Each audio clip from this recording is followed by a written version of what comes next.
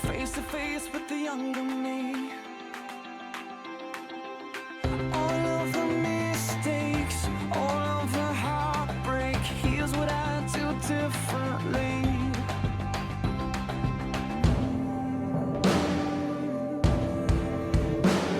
I'd live like I'm not scared, give when it's not fair, live life for another, take time for a brother, fight for the weak ones, speak out for freedom, find faith in the battle, stand tall but above it all, fix my eyes on you, on you. I learned the lines and talked the talk, but the road less traveled is hard to walk. Olá, queridos, graça e paz em o nome do Senhor Jesus. Estamos dando início a esta linda festa de exaltação e glorificação ao Rei dos Reis e Senhor dos Senhores, aquele que era, que é e que há de vir, o Senhor Jesus. E quero convidá-los nessa noite a estar conosco e participar conosco dessa linda festa ao Rei dos Reis, único Senhor e único Salvador. No livro do profeta Isaías, capítulo 12, versículos 5 e 6, está escrito assim: cantai louvores ao Senhor, porque fez coisas grandiosas. Saiba-se isto em toda a terra. Exulta e jubila, ó habitante de Sião, porque grande é o Santo de Israel no meio de ti. Estamos sendo convidados nesta noite para nós nos alegrarmos, para nós cantarmos louvores, porque o Senhor tem feito grandes coisas no nosso meio. Mesmo diante desse momento difícil que estamos atravessando, grandes coisas o Senhor tem feito no meio do seu povo. A Ele toda a honra, glória, louvor e exaltação. Oremos ao Senhor. Senhor, nosso Deus, nosso Pai, nós queremos render-lhe honra, glória, louvor e exaltação. Obrigado pela vida, obrigado pelo teu amor, pelo teu cuidado. Obrigado pela oportunidade, ó Pai, de estarmos na tua presença. Doce e amado Espírito Santo, fale com cada um de nós. Fale com aqueles que estão em seus lares, assistindo por este canal. Que a tua doce, santa e poderosa presença e a tua poderosa paz seja derramado em cada família, em cada coração nesse dia. Receba todo louvor, toda gratidão. Nós oramos assim, no nome que é sobre todo nome. Nós oramos em o nome do Senhor Jesus. Amém. Louvemos ao Senhor. E logo após essas canções, teremos a mensagem do Senhor para nossas vidas para esta semana. Que o Espírito Santo de Deus adentre a sua casa nessa noite. Que o Espírito Santo de Deus adentre a sua casa nesse momento, o seu coração. Que Ele faça algo novo, que você viva algo novo em nome de Jesus. Amém. Amém. Vem me visitar hoje aqui. Ó, vem, Senhor. Quero conhecer mais de ti. Espírito vem, Espírito Santo. Espírito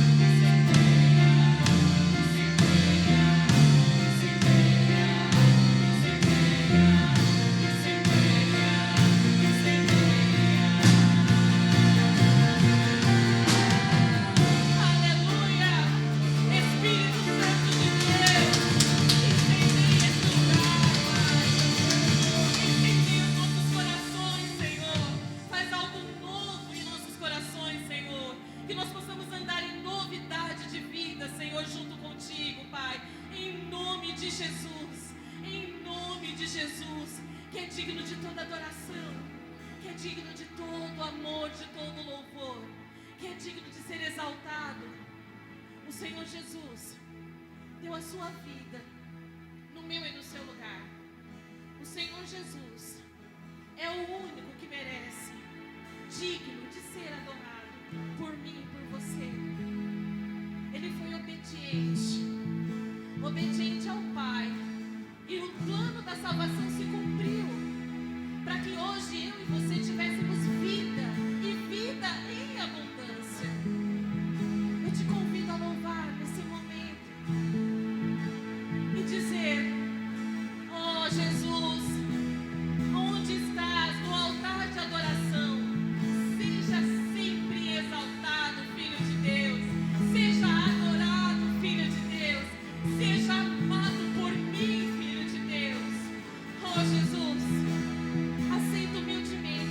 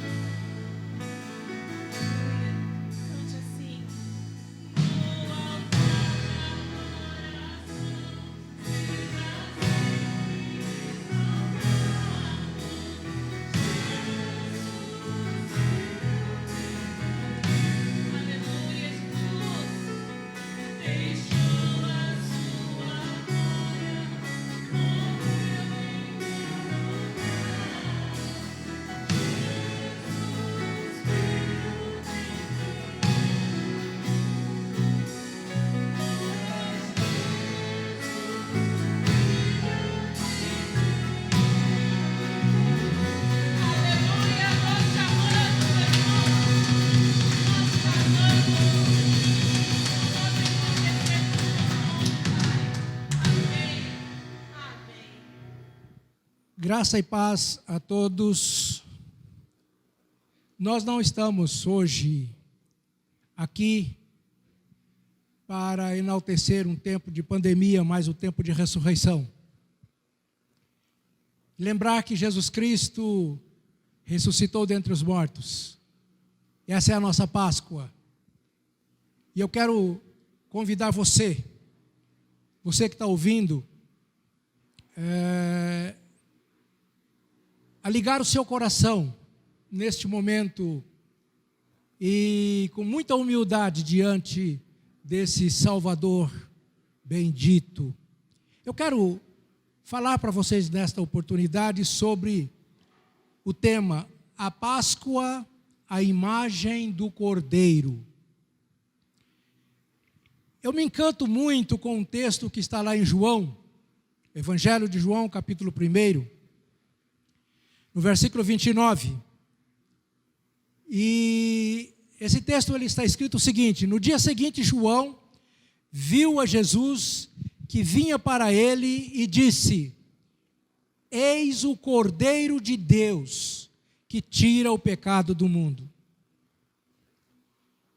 A referência de João, quando ele disse, tira o pecado do mundo, nós devemos entender, na realidade, na verdade, que o pecado foi completamente derrotado por Jesus na cruz.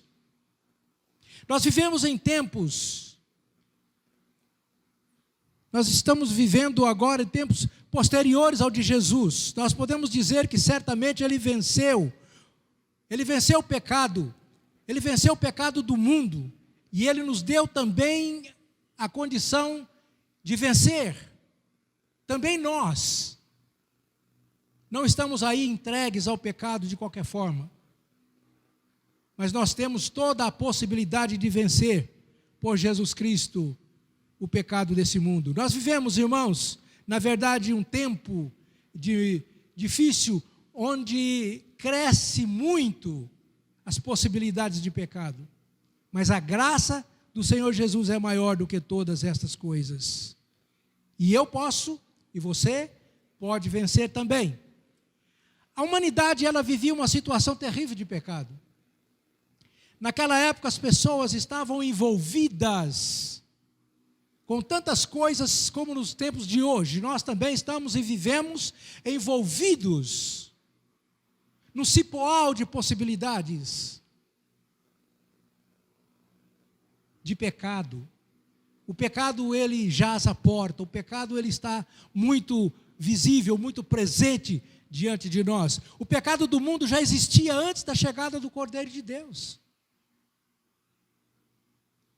E quando Jesus veio, ele não pecou, mas a humanidade pecou. Então, na verdade, Jesus ele veio com uma missão muito especial de eliminar o pecado da humanidade. Que lindo isso! João ele dá testemunho quando ele diz: eu vi o Espírito Santo descer sobre ele como uma pomba. O que é interessante notar aqui é que Jesus estava caminhando com outras pessoas. Jesus era o primo dele, na verdade. E quando ele vê Jesus, ele olha para aquelas pessoas que caminhavam com ele e disse: eis o Cordeiro de Deus que tira o pecado do mundo. E depois ele escreve: eu vi o Espírito Santo descer sobre ele como uma pomba. João, ele viu e se referiu a ele como o Cordeiro de Deus. E isso nos mostra duas coisas muito excelentes. A primeira coisa é que ele é o servo sofredor. A palavra de Deus nos mostra isso lá no livro, ou na profecia de Isaías, capítulo 53, versículo 7.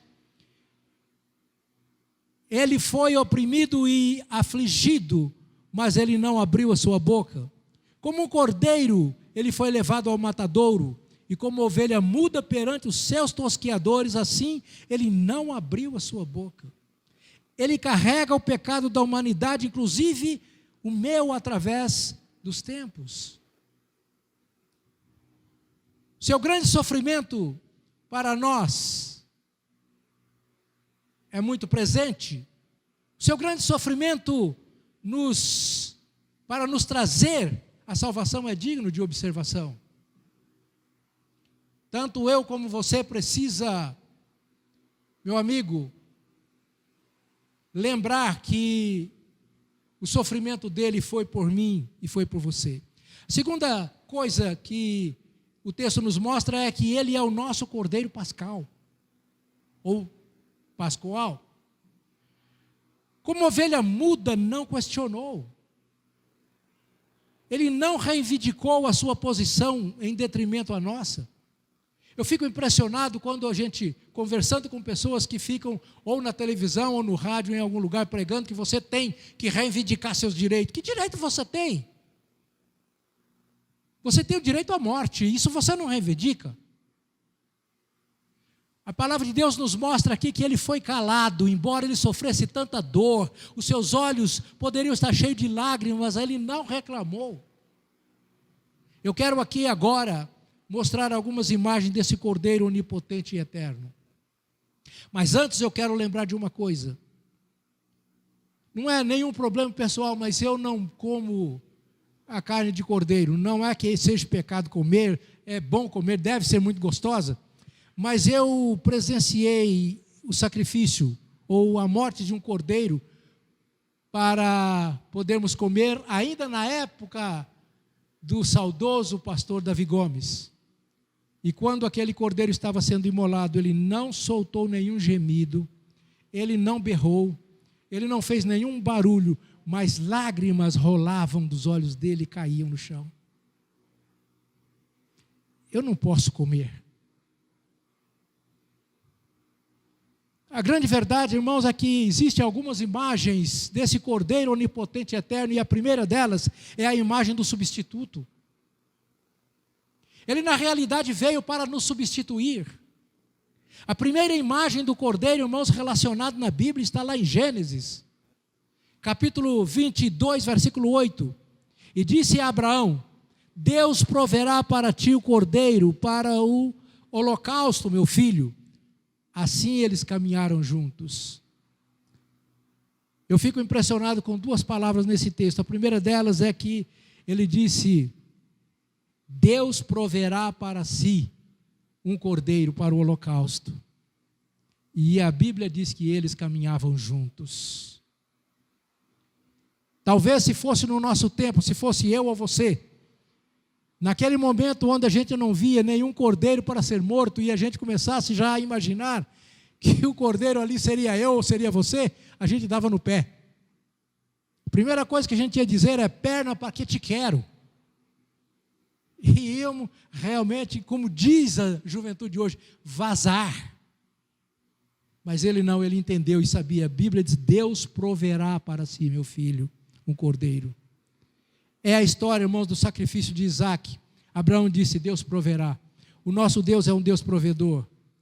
É aquele que está provendo a cada dia, não só o nosso sustento, nesses tempos difíceis que nós estamos vivendo, mas também Ele está providenciando para nós uma salvação tão grande, exuberante.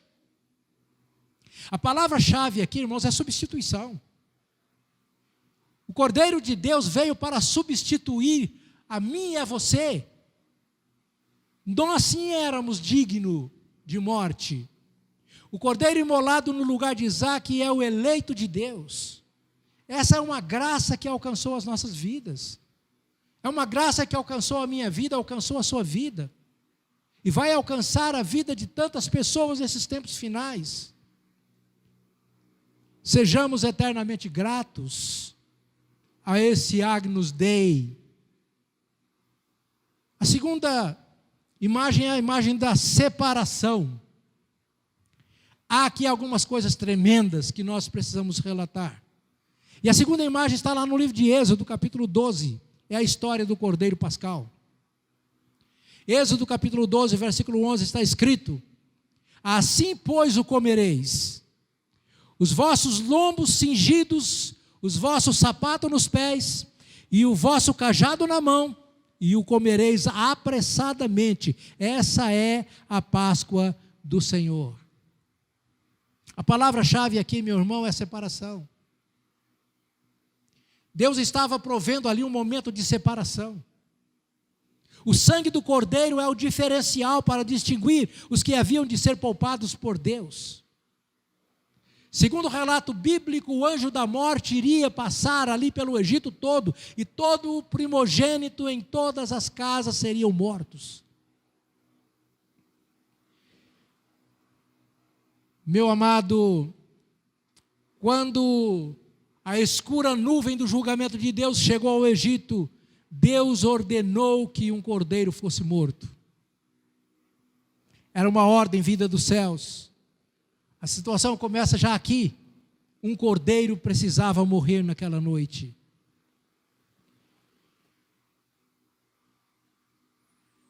E é tão importante a gente saber que Deus havia dado uma ordem para o povo, e era para que eles comessem apressadamente. Isso mostra a urgência dos acontecimentos. Nós estamos vivendo tempos, irmãos, em que há, na verdade, uma urgência. Você tem uma urgência particular para se preparar para o grande momento do arrebatamento que o Senhor Jesus virá para levar a sua igreja desse mundo. Meu amado, nós estamos vivendo agora apenas o princípio das dores. Ainda não é o tempo do fim. Mas o Senhor Jesus virá para tirar aqueles que são seus, isso é separação. Ele vai separar do mundo aqueles que lhe pertencem. Naquele dia, naquela noite, um cordeiro foi morto em cada casa, significando que Deus estava separando o seu povo dos egípcios. E o sangue do cordeiro, em si mesmo, ele não tinha poder para evitar a morte dos filhos dos israelitas. Mas ele poupava o primogênito porque criam no sangue do Cordeiro de Deus que tira o pecado do mundo. Eles já estavam acreditando que um dia o santo Cordeiro de Deus haveria de ser imolado. E pela fé naquele sangue, então o sangue desse Cordeiro ali, naquela noite, em cada casa, ia livrar os israelitas da morte. Aquele sangue representava o sangue de Cristo. A presença de Deus deve ser o grito do nosso espírito. Meus irmãos, nós estamos vivendo agora um tempo em que nós estamos gritando. Gritando por medo. Gritando porque muitas vidas estão sendo ceifadas nessa pandemia infernal. Eu recebi a notícia hoje mesmo, à tarde, um colega meu da cidade de Itu, que fui pastor dele, faleceu pela Covid. Nenhum de nós está livre disto, mas nós cremos em Jesus Cristo, nosso Senhor. Ele está conosco, o Deus de Jacó é o nosso refúgio.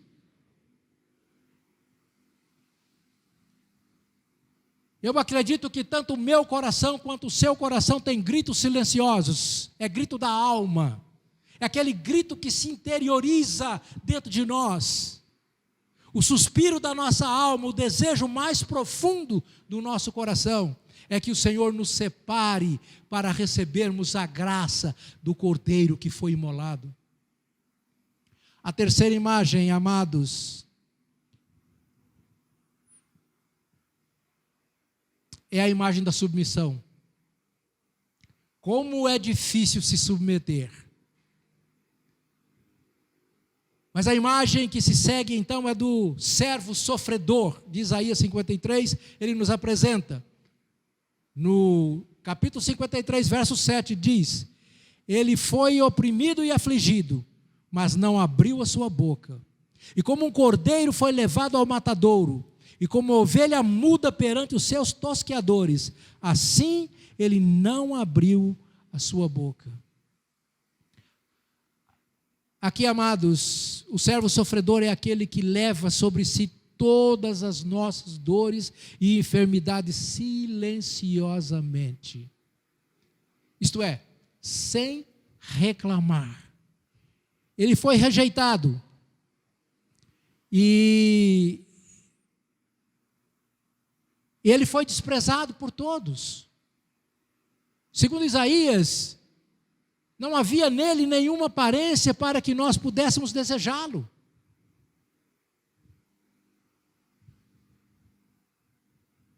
A grande verdade é que ele foi rejeitado e desprezado por todos, ele suportou dores e sofrimentos sem fim. Ele não reclamou. É tão interessante que, no seu momento de maior angústia, quando ele estava praticamente sozinho, e foi relatado isso para que a gente pudesse ter conhecimento, ele apenas disse: Pai, se é possível, e é possível, passa de mim este cálice, sem que eu precise bebê-lo. Mas, contudo, não se faça a minha vontade, mas a tua vontade. Ele suportou dores e sofrimentos sem fim, meu amado. Era como alguém que nós não queremos ver. Nós nem mesmo olhávamos para ele e nós o desprezávamos. Quantos hoje desprezam a Jesus de alguma forma? Quantas pessoas estão desprezando a Jesus, o grande Salvador? No entanto, ele era o nosso sofrimento. Era o nosso sofrimento que ele estava carregando, era o meu sofrimento que ele estava levando, que ele estava carregando. Era a nossa dor e a minha dor que ele estava suportando. Era a sua dor que ele também estava suportando. E nós pensávamos que era por causa das suas próprias culpas que Deus o estava castigando, mas era por minha causa. Ele tinha tomado a minha dor. Muitos achavam que por causa do pecado de Jesus, e até muitos blasfemavam dele,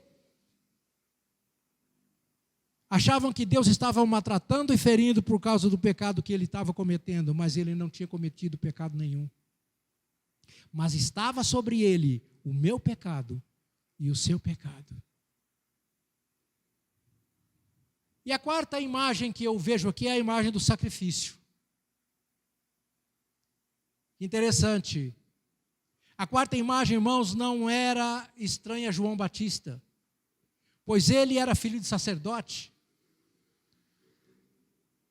A palavra aqui é sacrifício, e João estava acostumado a ver os sacrifícios acontecerem. Como filho de sacerdote, ele tantas vezes estava olhando os cordeiros que eram levados para o sacrifício. E ao longo da sua vida havia visto, dia após dia, os cordeiros sendo levados ao templo para serem sacrificados. O sacrifício de Cristo na cruz é a maior prova do amor de Deus para comigo. É a maior prova do amor de Deus para com todos. Romanos capítulo 5, versículo 8 está escrito: mas Deus prova o seu amor para conosco, em que Cristo morreu por nós, sendo nós ainda pecadores. E ele sendo o grande rei, ele morre por mim, miserável pecador. Ele sendo um grande rei, ele morre por você, miserável pecador também. Mas ele foi honrado pelos céus e a terra, sobre a sua cabeça colocaram a seguinte inscrição, que nós conhecemos pela palavra INRI, que significa Iesus Nazarenos Rex Iedorum, e que significa Jesus Nazareno, Rei dos Judeus. Que lindo isso, né? Meu amado, Deus ama você. Meu querido, Deus te ama profundamente. Ele não escreveu essas verdades, meus irmãos, em letras de fogo lá nas nuvens. Ele podia ter feito, mas ele revelou esse amor na cruz do seu Filho Jesus. A morte de Cristo foi uma morte substitutiva. Ele foi à cruz em meu lugar, ele foi à cruz em seu lugar. Essa é a minha Páscoa, essa é a sua Páscoa. Amanhã não é dia de você ficar lembrando o que é que eu vou comer, como nós vamos comer, como nós vamos nos reunir. É de você lembrar: obrigado, Jesus, porque o Senhor foi meu substituto. Obrigado porque o Senhor entregou a sua vida no meu lugar. Nós é que deveríamos ter suportado aqueles açoites. Nós é que deveríamos ter carregado aquela cruz. Mas ele tomou o nosso lugar. Ele é o cordeiro que tira o pecado do mundo. Ele é o Cordeiro de Deus que visita a minha vida e tira os meus pecados através do seu sangue. Ele, como Cordeiro, ele foi levado para o matadouro. A Bíblia diz, irmãos, que ele não abriu a sua boca, ele não reclamou. Você já percebeu que nós reclamamos sempre por qualquer coisa? Ele não reclamou. A quinta imagem, e eu estou partindo agora já para o final, essa imagem vem lá do Apocalipse. Parece que nós estamos vivendo um tempo de Apocalipse, não é? Parece que estamos vivendo um tempo de fim. Meu irmão, passado essa pandemia vem outra. E quem sabe até mais outra. Muitas vidas no mundo serão ceifadas. A palavra de Deus mostra isso. É interessante que Jesus, quando ele estava fazendo e proferindo o seu último sermão aqui na terra, ele disse que vocês no mundo terão aflições, mas tendo de bom ânimo, porque eu venci o mundo e vocês vão vencer também.